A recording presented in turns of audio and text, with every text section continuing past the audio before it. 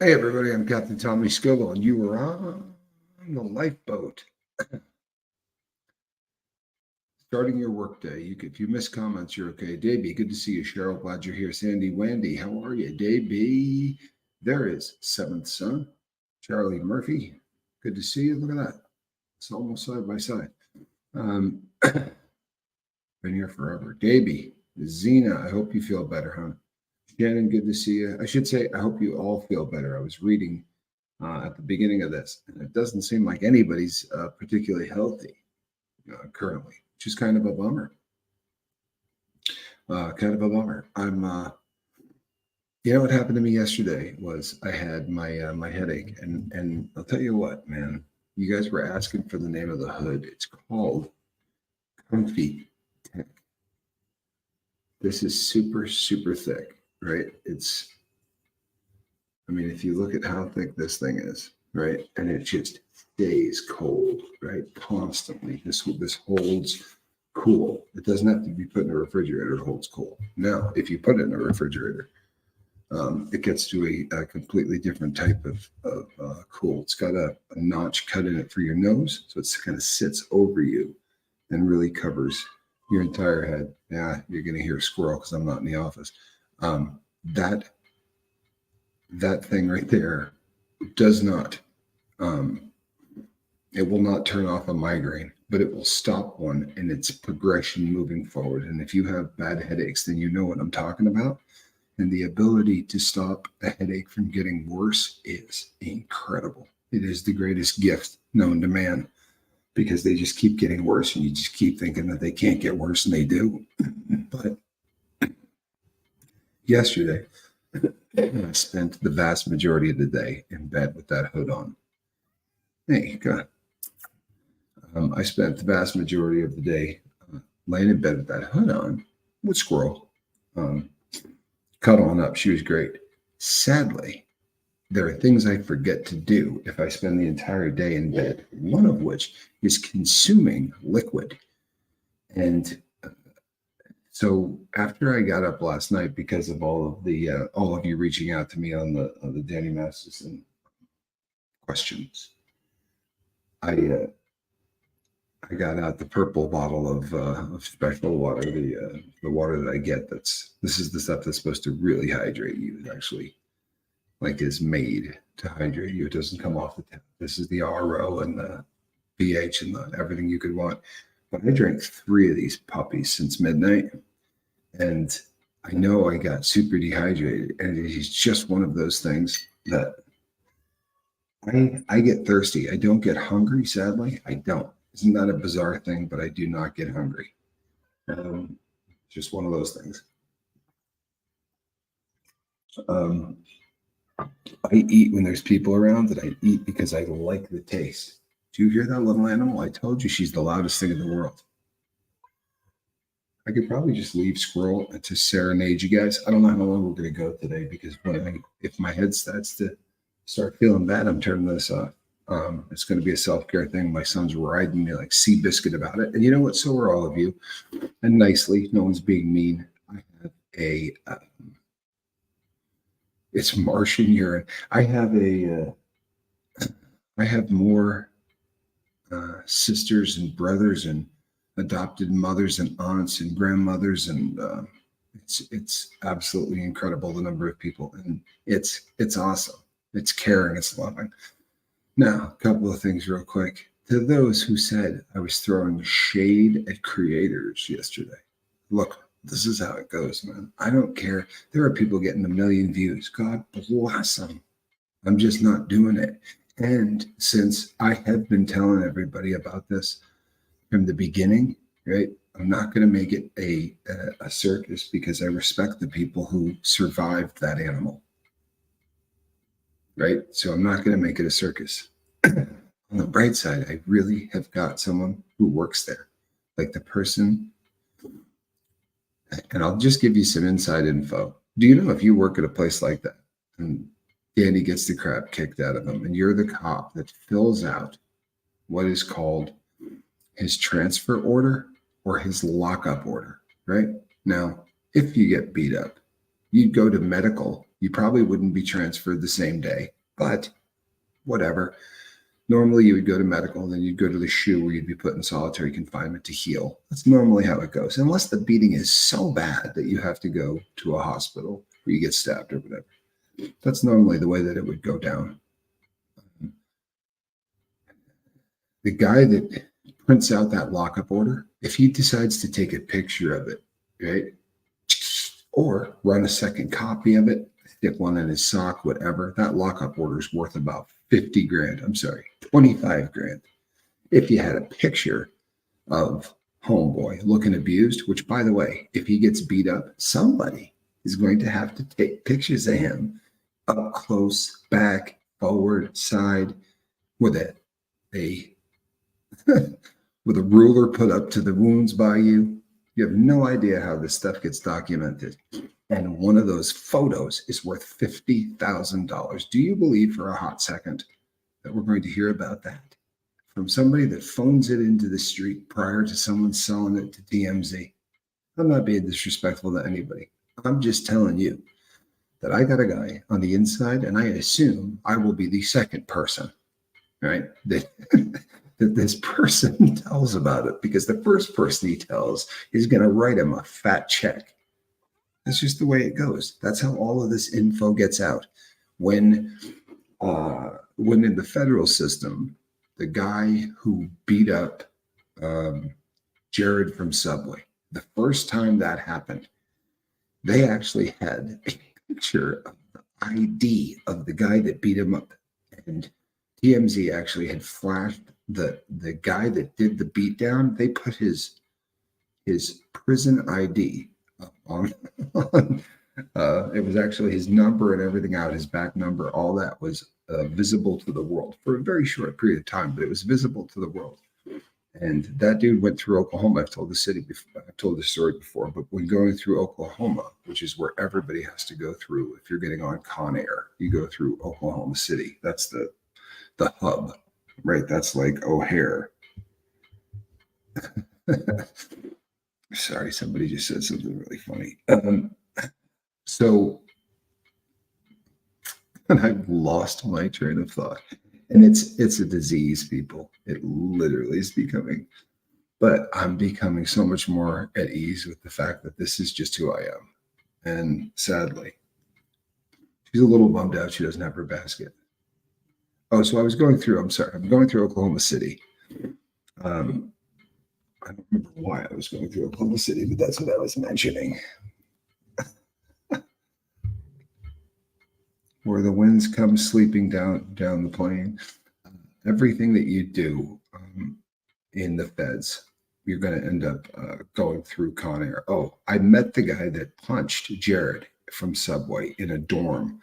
When you go through Oklahoma City, you're going to get a dorm, or you're going to get put in the cell. You get put in a cell if you're considered a threat. Like the time that I was going to the SMU because I hit a cop, they didn't put me in a dorm. They took me directly upstairs to the very top floor, which ends up being the SHU. But I was going through on a regular transfer, and they decided I would be in a dorm, and you're not locked down in those dorms because people are leaving 24 hours a day. It's like the doors are opening and closing. So most guys just go on lockdown anyway because they're tired. But it was about 1 or 2 in the morning, and I was out talking to a guy from Utah. And one of the guys that was walking by, they were talking about Florence, Colorado. And the guy said, "Oh, I was at Florence." I said, "Were you at the Max?" You know, because that's what we had been talking about. He goes, "Oh, no, I was at one of the lows, the FCIs." He said, "I was at the one that Jared from Subway was at." He said, "I was the guy that punched him." And I said, "No disrespect, but do you know how many people are going to claim that they're the guy that punched Jared from Subway? I mean, how many people are going to do that? It's going to be unbelievable, right?" But he goes, "You got to see my books." And you can go over to the computer and pull up what is, for all intents and purposes, a bank account, right? It's your books. It's people on the street can put money on the books so that you can buy stuff like coffee and batteries for your radio and radios and, sweatpants. There's some things that you can buy to make it a little bit more like home. And normally you'd have one or two last names, like, the Scovilles sent you money, right? Or the Smiths sent you money. And this dude's got like $5, $10, $15, $20. And it's every other, there's no two names match. And it just goes on forever. I said, what the hell? He said when TMZ first did the article, they put up his number and people just started randomly sending this guy money. So it gives you an idea of how bad we as people want to see these guys punished.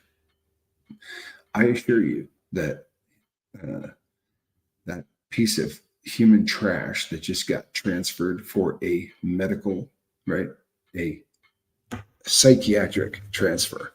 He got mental transfer, sorry, but she's going to end up getting really bummed out and then sliding down my arm. He got that was a mental transfer, right? That's it. He was transferred because of mental reasons. He's going JCAT, category J. He's not eating. He's not sleeping. He's not doing anything. He's not showering. He's not taking care of himself, and probably playing with his own poop, because that is one of the things that you got to do to get sent category J. And then the people who are saying that he's got to go to this cushy yard now. What you go to instead of a regular place where you can go in a cell and play with your own poop alone, which they don't want to happen, they put you into a dorm style where there are other people who kind of watch you. Now, is that exactly what's happening? That, I'm guessing. I have no idea what's happening when he gets where he's going, but he's going on a psych transfer, which means that he hasn't been showering. He's doing the category J thing. Now they're going to go have to talk to him, but I don't have a problem, right? I don't. With what anyone else wants to do. I'm not throwing shade. I'm not doing anything. However, I started talking to my audience about this a long time ago, and a very large segment of my audience. I'm not going to tamp down every rumor, right? But I did a show where I said, I'm not going to talk about this anymore. And then the first rumor that came out afterwards, I'm not exaggerating this much. I had 1,000 people contact me. I'm not exaggerating this much. 1,000 people contacted me. I understand that you guys want to hear about this. I swear to you, just next time, let the dust settle, right? Let the dust settle, and then I'll do a video on it. What I'm not going to do, I'm not going to be a part of this circus out of respect for the survivors. I don't like the V word. They survived that piece of shit. That's, pardon me. They really got to stop doing that. Because I'm better. It has nothing to do with anyone else. You can do whatever you want, but I judge myself honestly by how well I control that. And when I'm not controlling that, it's a bad sign. I'm going to drink a bunch more water today. Everybody should. Everybody should. And you know what? Don't believe me. Believe TMZ. Thank you, Sarah. But believe TMZ, people. You have no idea how much they pay. It's astounding how much they pay. The info that came out of the feds on Derek Chauvin and all of those things, in the feds, they don't do that. In the state joint, the info goes like this. You'll learn everything. In the feds, you don't hear a damn thing. They really try not to talk about it, which is why that Derek Chauvin thing was such a trip. It's why I did a video on it. It's why I said that was the weirdest crap in the whole world, because number one, the FBI investigations take months. And the FBI was there, the investigation was done, and everything was over in a few minutes. That's why I commented on that one. That was just so strange. By the way, prison yards change every 15 minutes. I'm exaggerating. It's hyperbole, however, not much. What I mean by that is, who is ever running the facility, if it's the federal government, for instance, and you got a place and they're calling it Bloody Beaumont, right? Everybody in the world is calling it Bloody Beaumont because every 2 minutes someone's getting stabbed or cut, getting their throat cut, and it gets these reputations, and certain prisons get vicious. That was one that really got a vicious reputation, Bloody Beaumont. So what do? They change it. They don't want it like that. So they go and they get the people that they think are causing trouble out, and oftentimes they will just get rid of everybody, and they will bring in a special needs yard instead. No, they didn't do that at Beaumont. But it did get to a point where they were calling it Buddy, Buddy, instead of Bloody Beaumont, because they were able to turn this over so much that the next yard, people were like, oh, it ain't like that anymore. You be Buddy Beaumont, it ain't Bloody Beaumont. Now, Today, who knows? I'm not in there. They turn over that fast. I was at the special management unit in Lewisburg, Pennsylvania, the SMU.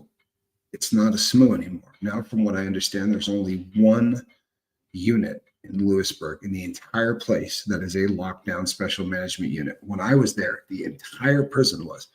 There was not a yard.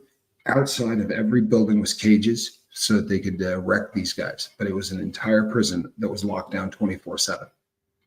Not like that anymore. Prisons turn over constantly. Constantly. They change them. They have to, right? If they don't, the prisoners begin to run them. You understand? Especially when you got guys that have really long prison sentences. I was telling the story last night, or yesterday, I guess, about a guy in prison who I watched drop dead. Right? He was also one of Q's mentors. Oh, really, really old guy. A white gentleman that worked at Unicor with Q for years and years and years. But he walked to the bottom of the stairs and he grabbed his heart and he fell to the ground. He was 83 or something like that, right at the bottom of the stairs. And one of the cops came over with a kit, took out an automatic external defibrillator, hooked it up here and here, zapped the dude, did CPR until they came and resuscitated him, and put in a pacemaker defibrillator. Guy was in his 80s. Put a pacemaker defibrillator in, which bought him about 8 more months, right, on planet Earth. It was one of the most bizarre events, but I was recounting this, telling someone, because every morning when this guy would get up, he would, on the way to chow, he would look at the cop and say to him, "You dirty SOB," or "You dirty bastard. Like, I can't believe you did that to me," right? To bring me back, right, for living inside there. But that prison, Q said, in the time that he had been there, and from the time that that old man was there, 50 years earlier, they said they watched that prison turn over and over and over again, and they don't leave. I said to him, "So when they turned this into a weirdo yard, you stuck around?" He said, "Yeah, they just locked down that unit because Unicor was, they create so many uniforms. They do so much for the military that that's one of the few departments inside the feds that don't get played with. Plain and simple. They just keep that Unicor has to stay the way it is. It has to, right? Because of now there are about, 20 or 30 different Unicors. So if somebody starts to act up, they'll swap that person with a Unicor person from another yard, right? So you got a QA guy who's great. He's beefing with somebody on that yard. They'll move him to another facility where he can work as a QA, and they'll take that QA guy who might be doing great in love and life and move him over to this yard. It's bizarre. Inmates may want a DNR order. Do you know how many inmates have DNR tattooed across their chest? It would blow your mind. It's a big thing in prison to get DNR tattooed on your chest. And it works, by the way. There was a dude in the feds who watched somebody who was way young enough that you would want to see this person worked on. My age, too young to say I don't want to be here anymore. In the real world, in prison, you can completely understand why somebody said that. But when they did not resuscitate this man, like they ripped that dude's shirt open, and everybody just sort of backed away, and everybody kind of watched from their cell windows while he stopped. I mean, they got him on a stretcher, but these people stopped working on this guy. And I had a friend who had DNR on his chest who then got a cover up the following week. Decided he wasn't necessarily so sure on that DNR thing. Like, it looked like a really cool tattoo until he realized that it is super effective. It means do not resuscitate is what DNR means. And if you tattoo it on your body, it is, for all intents and purposes, like a living will. They're not going to do anything to try to resuscitate you. They will not try to bring you back. Right? No effort whatsoever will be made. And in the feds, they are serious as hell about that. Valerie, Q and I have, when Q can talk for a long time, when we have the ability to communicate. This is a subject that we have spent more time talking about than any other. This is the question. What are Q's thoughts on harm reduction? I literally have spent more time talking about this with him since leaving prison than anything, with the exception of the riots, because when those were going on, I was in prison when it was happening. And he and I had been separated for a long time because the last year that I was in prison, I was sent close to home. That's what the feds do. So I was no longer with Q, and we had been writing by piggybacking letters to family members, which is a really hard way. In other words, you can't write straight to each other. So I got to write to his mom, who's going to take my letter out of the envelope, put it in an envelope, and then mail it back in. Then she's going to do the same with his letters. So the turnaround time, and I'm not picking on Q's mom. I know you're listening, and you did a phenomenally fast job. Nevertheless, because of them reading it and doing all that, the turnaround time was awful, and there was not a lot of communication. So when I hit the street, he wanted to know what it looked like, especially since I hit the street in Oakland, right, California. He really wanted to know how bad it was, and we talked about that a lot. But after that was over, harm reduction became it is the subject of our conversations more than anything else. We do not agree on harm reduction, oddly enough, at all. But like I said the other day, I learned everything that I learned in books. There were people inside who were abusing drugs, right? But it's not like people in the outside abusing drugs. When you're doing drugs in prison, there aren't 40 things you should be taken care of that you're blowing off, right? I mean, you can do dope in prison, and if you don't have a job, what do you have to do all day? You can watch television, and then you can go lay in your rack. And the only thing you have to do is make sure that nobody kills you, right? That your bills are paid, that you're not doing anything stupid. There's not much there. When you get in the real world, you see people trying to live and trying to thrive and survive with all of the crap that we have to get done on a daily basis. Now, harm reduction starts looking a little different. Inside, it's so easy to say to somebody, hey man, you're using or you're not using, right? It's cut and dry. Well, what else do you have to do other than quit? I mean, you got a crap load of time on your hands, right? If you're trying to quit doing drugs, I was given a list of things to do by Q, right? One of them was to get into physical shape. I was not in good physical shape, right? So I had a list of things all day long I was doing that were all part of this push to be sober. And I didn't have to worry about a whole lot of other things. Now, after I started working with him, I got a job at Unicor. And I don't think he got that. I don't think he pushed for me to get that job so that he could babysit me during the day. I think he pushed for me to get that job so that I would have 8 hours a day of crap to do. And then all of the other stuff that I still had to do if I was going to be working with him. I think he was trying to simulate the street. If you really want to know the truth, that's kind of because I don't know, the job was, I was a Q&A guy. I walked around a factory that had about 126 guys working on it, right? Plus cops, free staff, we call them cops, but a lot of them dress in sweats or regular shirts or whatever, because they're there to work one-on-one with inmates. They have to have some form of training and be a licensed cop of some sort, but they're free staff. They're there to talk to you about, the clothing. They're basically your factory bosses, but they're cops. They have handcuffs, all of that. It was of 126 guys that were in there, every single one of them, without fail, to the last man, carries a pair of scissors, right? And I'm talking about the kind of scissors that you can cut a pair of chinos in half with, right? These are metal, they're that long, and they're the real deal. And every single person carries. I remember walking through the front door and going, you got to be kidding.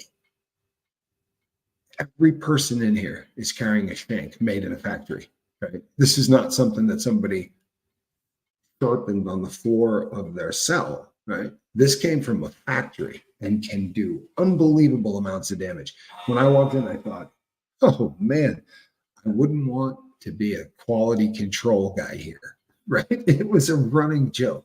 And the first job that came open, where they fired somebody that had been there a really long time, quality control, QC. This guy had gotten to the point where he was just constantly doing dope all day long. And he was so out of commission that he's a nodder, right? He doesn't do anything all day. And you have this little stamp that they make, right? Mine had a big R on it, right? For rock, which is what people would call me. And that stamp, right, means that I put my signature on everything in that box. Now, to make a shirt, 10 people have to be a part of making a shirt. There are literally 10 functions that guys are going to do to make that shirt. And every single one of these guys has one function that they do. Occasionally, you got a guy that does two, right? If he's a buttonholer, he may have time to be doing some other stuff there. But if any one of them screws up, then none of them get paid, because you get paid by the box load that goes out. If I say this shirt doesn't pass, then that box doesn't go out. They don't get paid. And it does not make me very popular. So I joked about it. Well, that was the job I got. And I'll tell you something. I learned more about being a convict working around guys where everybody had a weapon. That was the greatest lesson in the world for trying to learn how to get along with people. Because these are cats who will stab you really quickly. In fact, I remember the cop that hired me, I said to him, "You ever have a QA get stabbed?" He goes, "I don't know that a QA leaves here any other way." Right? He gets stabbed or he gets his butt kicked. That's usually what happens to quality control guys. He's like, "I'm not going to lie to you," but he hired me not because I was 6'2" and 235 pounds. He hired me because he thought I might be able to talk to these guys instead of having one of them get pissed and stab me. Now, here was the good thing: only 10 guys. Right? There's 126 of them in there, but only 10 of them are people I have to get along with. Right? Here's the other good news: there are no freaks there. Right? There's nobody with bad paperwork working at a Unicor. So everybody in there is a solid dude, regardless of what color they are. They didn't do anything. They're not a Danny Masterson. They're not a weirdo. The guys working in Unicor they all have solid paperwork. So that is another thing you got going for you. They also force people to work as a team if there's any chance of this stuff getting done. My team had 2 Mexican guys on it, right? One guy who was Puerto Rican who had been there probably doing his job. He had been there as long as anybody. And then the rest was about a 50-50 black and white. I had a team that looked like the United Nations, which is not something that happens in prison. The Unicor was bizarre. But when I walked in there for 8 hours a day, I did not have to feel like a freaking inmate. For 8 hours a day, my job was to make sure that these things came off the line and were done correctly. Well, the guy that was there before me got really strung out on heroin and didn't do his job at all. And the way he went about not getting stabbed was just pushing everything through. These are screwed up. That's okay. I put my stamp on it. I send it down the line and everybody gets paid. It takes about 7 or 8 months minimum for them to realize that this is happening, because these boxes are sitting in storage rooms, stacking up. It might take a half a year to get to that box that was a screw up. But once they did, and they realized how many of these boxes were screwed up, I didn't just come in there to replace somebody. I went in there and replaced the biggest screw up in history. Like, this dude had pumped out $50,000, $60,000 worth of trash. Right? And we're not talking about at retail store prices. We're talking about at slave labor prices, right? Guys, you're paying pennies on the hour to work on it. So they fired him. They fired everybody that worked on his line because they just assumed that they all knew it. But my job when I first got hired was not to just go to work. I had to fix all of that guy's crap. So when these things came out, I had to take them out of the box, find what the problem was, and tell all of these guys, I know you didn't screw up any of these shirts, and I know you don't get paid on it. How's that? You're not getting paid to fix this because it's not your stuff, but you're going to do it anyway. That was the pitch. And my job was I said to him, we got to do one of these boxes a day. And the cop said to me, we need them to do 4 boxes a day. If they do, no one's getting paid on anything else. And these guys would have killed me. So I went in and said, we need to do 1 box a day. And the guy said to me, that's insane. I said, he said we have to do 4 times that. But if you get 1 box a day done, I will go take heat all day long about how long it took and how it's my fault until they fire me. Right? You guys just keep sewing, and I'll go take all the heat in the world. And every other QA took a very different approach. And very quickly, I progressed through the ranks in there pretty fast because I never got attacked. I used to go up to the guys in that with a screw up, and I would lay it on the table and go, hey, I'm wicked new at this, man. Is this a pass or a fail? Instead of walking up to them and saying, you screwed this up, because convicts are not fond of that. I mean, most people aren't, but people who are locked up, they're not good at hearing things like that. So I would just go up and ask them, is this thing going to pass? And nobody ever did oh yeah, don't worry about it, man. Just stick it in the box. Ever. Never happened. They'd always go, nah, man. And I'd go, I could push it through, man. You want to push that? Nah, I'll fix it. And I never had a problem with anybody. Didn't matter what color. It was communication, right? I figured out really early on what pisses these guys off. It can go a long way in humanity. If you find something that steps on somebody's buttons, you know exactly what I'm talking about. There are things that we say that just grind your loved one or your significant other. There's that one thing that you can say that right? It's just gonna push that button. Maybe don't. Right? Maybe give that one up. Honestly, there's a long way. It's communication stuff. So let's go over. We got a lot of new people. Let's go over some stuff. I caught so much crap for yesterday's video, which just astounds me. But there are people that wanted me to know that connection gets people killed. You got to be very, very careful when you start talking about people meeting people. If by some chance you saw yesterday's video and you thought I meant if somebody reaches out and says, hey, I'm a member of the boat, that you scream over to an address he gave you in the woods, maybe you misread what I was going for in that. What I'm going for is connection, where you leave here, you go to one of our other platforms and you start to get to know people on a more personal level. Every person I've met on the lifeboat, I have felt nothing but safe around. And the numbers of people that I've met are now getting into really high numbers. Have I met people that creeped me out? I haven't. Have I met people that I for sure scared the crap out of or freaked out? There are people who view the YouTube thing like television, right? There are people who really get, I don't know what the right word is, struck, right? There are people that get really freaked out when they meet you.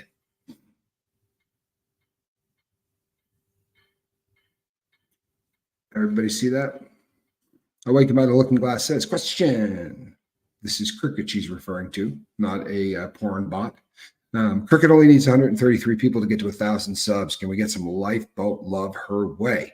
Can the wrench put that up in the chat just like that? Because there's 278 of us here, and I'd be willing to bet that at least 130 of us could probably just step away from me for a second, hit subscribe, and come back. If you've never gone over and checked out what they do there, it's different. I'm telling you right now, it's different. Now, if you never watched Doug used to have a tradition. Doug from SBTV fame. Doug used to do a tradition where they would imbibe. It might be a bong hit. It might be a hit off of a bottle. I have no issue. I go on that show and I drink water, right? Or I think the other day, the last time it might have been coffee because it was a middle of the night show. But it is the corner booth at Denny's. So is how it was described to me. This is the late night corner booth at Denny's, and a lot of people kind of head in there just like that. And I dig it, right? I really do. I dig it. And you'll be running into her on the boat. Curious about the Rock nickname. What's the background on that? Come on, we're just trying to have fun here. Honestly, I've been lying for so long about how I got this nickname that I'm not being funny. I've been lying about how I really got this nickname for so long that I don't remember the truth. How's that? Honestly, I do not remember the truth. I think, I'm not joking. I can tell you, I could list off a bunch of lies that I've told along the way, right? I can tell you that it did not have anything to do with smoking cocaine. I was being called that long before that was really starting to be a popular thing to call rock. I used to say it had something to do with skiing, that I always seem to manage to find them. I think the truth, Barbie World. Thank you for keeping the DM thing in perspective. Sick of hearing about that creep. Yeah, he's vermin, vermin, right? Literally.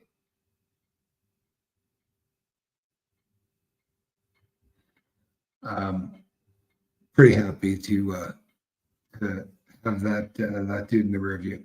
Bottom line, people. And then I know that it's funny too because people are like bummed out that maybe he didn't get hurt enough. Can you imagine playing with your own feces because you were so afraid that the environment around you was going to hurt you? So afraid that you won't eat or shower? When I said the first time I went on Aaron's channel, I came on here because I didn't want the world to think that this dude's going to prison land. I don't care what happens to him in his future. The next 30 years of his life are hell. That's what I went on Aaron's first time, and that's what I said. And then, what's really funny is a bunch of people gave me so much crap to tell me that he was going to prison land and that I didn't know what I'm talking about, right? I have not changed my stance. His life is going to be hell. It isn't, however, right, going to be, in my opinion, the hell that you're hearing described is pretty unrealistic. I'm sorry, it is. The yard, this sounds like the most active yard on the planet, right?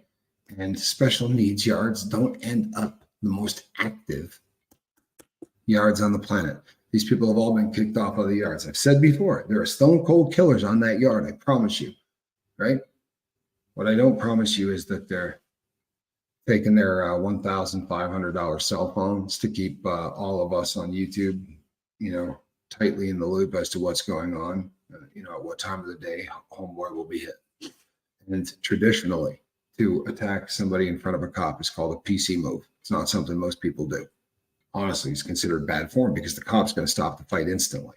So normally inside, that's a PC move, right? Normally inside, somebody would wait until they could get at this person alone. And if everything that's being said is the truth and he's not leaving his cell, well, then he was prime pickings. I promise you, it wouldn't have been tough for two guys over the course of an 8-hour day to just step on in there. Right? Whatever's going to happen, you're going to hear about it, I promise. And in the meantime, I'm going to drink a heck of a lot of water. My freshman year in college, there was a fire alarm that went off in the middle of the night.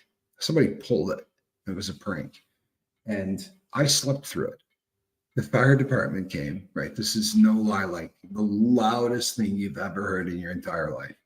And I managed to sleep through this. So when they were going room to room to clear the dorms, they actually thought I was dead, right? Because as it turned out, the actual box that makes the alarm sound was across the hall from the room that I lived in, which was room 333. Directly across the hall was this squelch box. And when everybody else in my room ran out, they left the door open. So the speaker was kind of like aimed directly at where my head was sideways, just sort of curled up. Now, I don't think I'm going to shock anybody if I tell you that there was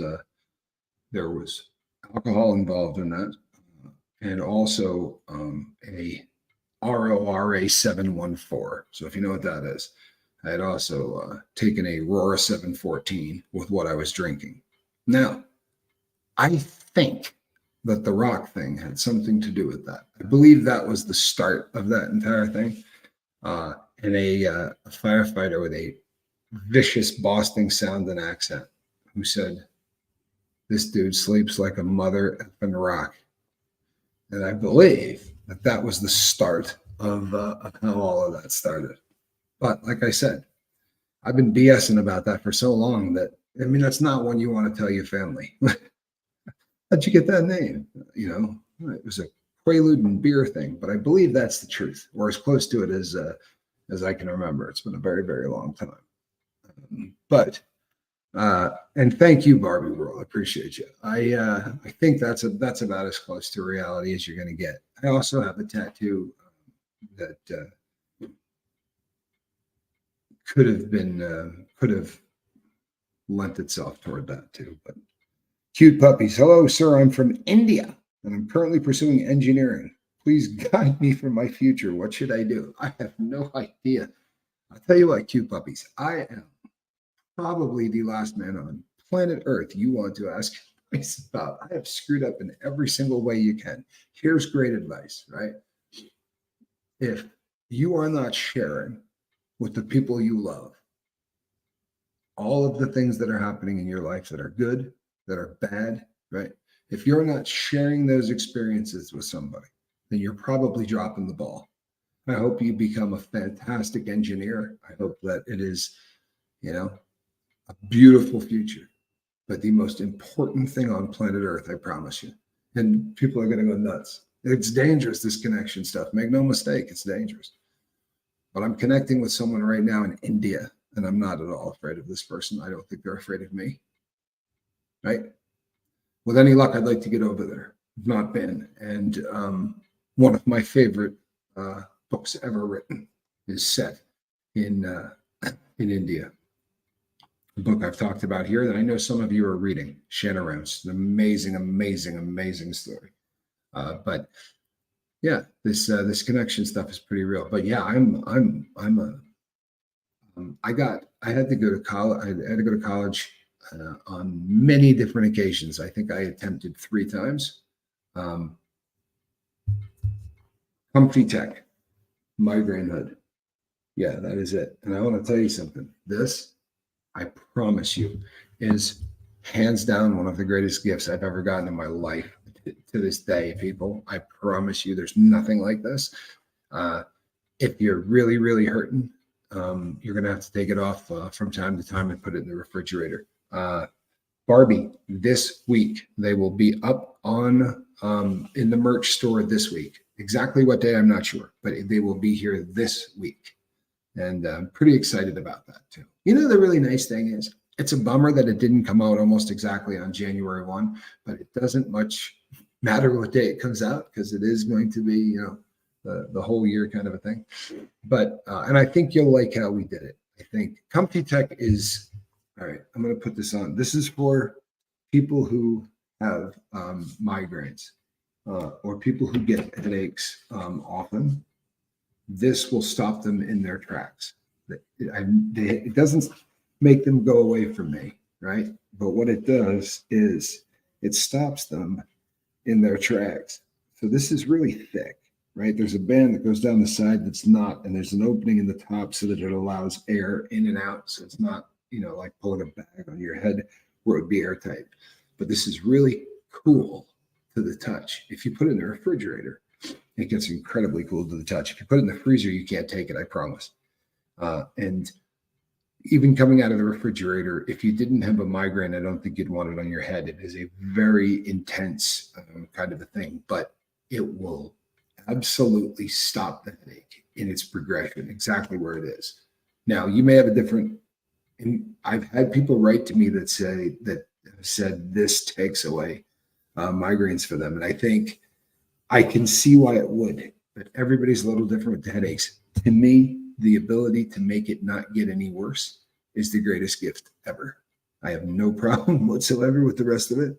The ability to, I know they're coming, right? Yesterday, I was not dying all day. I wasn't in migraine hell, which I get to, because I know they're coming. And it's the worst feeling in the world because you know they're coming and there's nothing you can do to get out of the way of them. Right? You stop talking to people, you turn your phones off, you get in the dark, you do whatever, and it just progresses and gets worse and worse. That's my experience. May not be yours. Everybody gets headaches very, very differently, but that's my experience.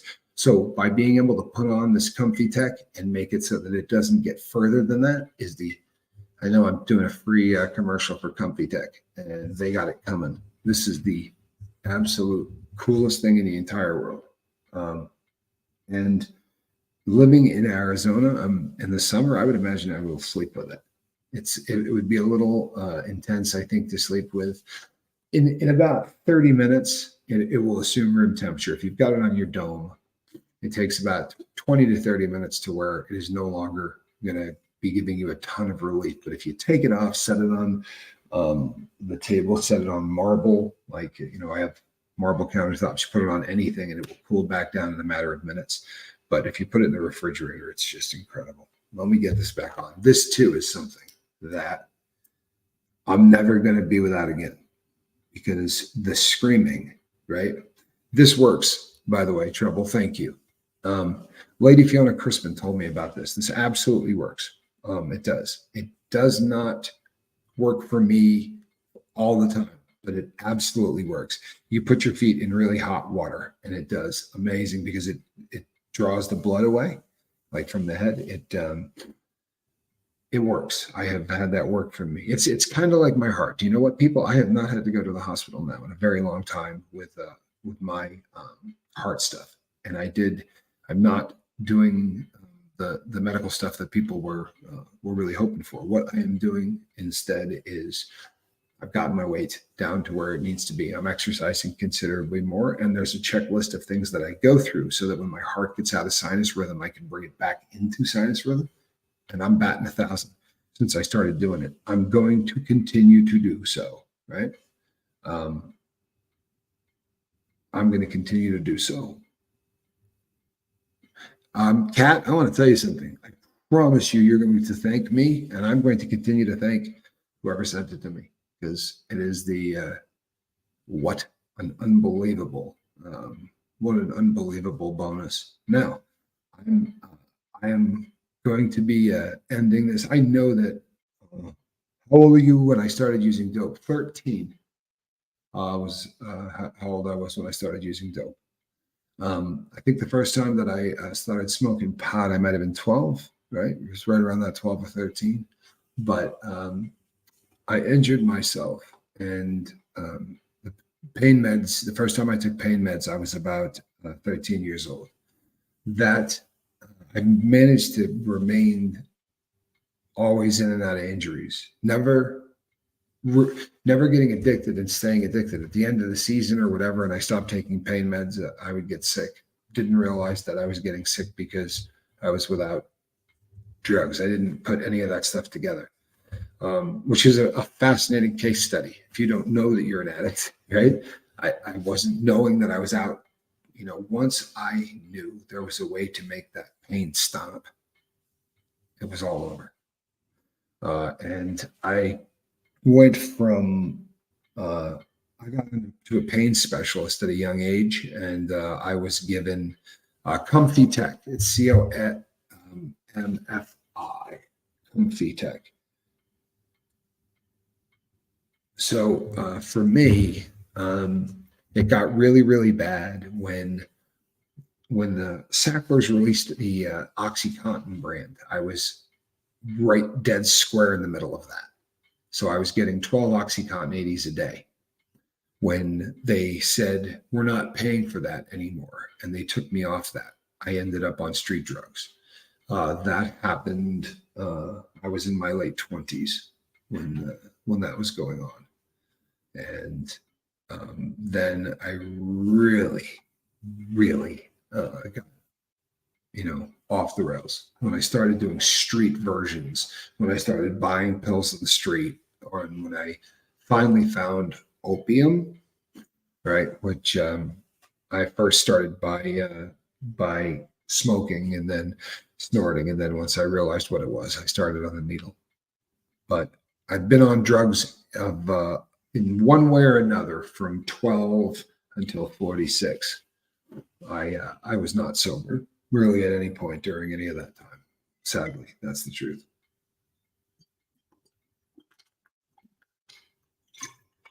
Now, this morning, when I told, this morning when I decided I was going to go live, and I told Spanky that, I don't think he was particularly pleased. Bayou Babe, thank you. Remember, for 2 months, time flies, doesn't it, Bayou Babe? Huh? Time flies when you're having fun on the boat. Spanky would have probably rather that I took the morning off, because I told him I wasn't feeling a million, right? So, but I promise you that right now is when I'm getting to the point where I can feel like my head is not going in the right direction. So I'm going to shut this thing down. I'm going to go put the hood on. I'm going to jam this thing directly where it is. And I'm going to go and get some more sleep. I intend to do more stuff today. I promise you that if I'm not feeling good, I won't. I know that everybody reaches out and tells me that. If I'm not, like I did yesterday, right? I went live late last night because I'm not exaggerating, right? 1,000 people reached out to me. I'm going to get some rest, I promise. And I hope all of you have a fantastic Monday. And Spanx Calhoun, where are you at? I know he's here. He's always here. There he is. In the dark. How you feeling this morning, Spanky? What was that? I said, how are you feeling this morning? I got enough sleep. I just didn't get up at the right time. So, progress. That happens to the best of us. You weren't up late. You were just up a little bit, missed it by like that much. Not that big. Thank you, Dixie. I'm hoping that I do fall asleep.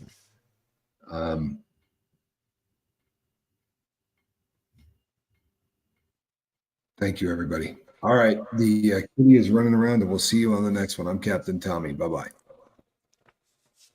And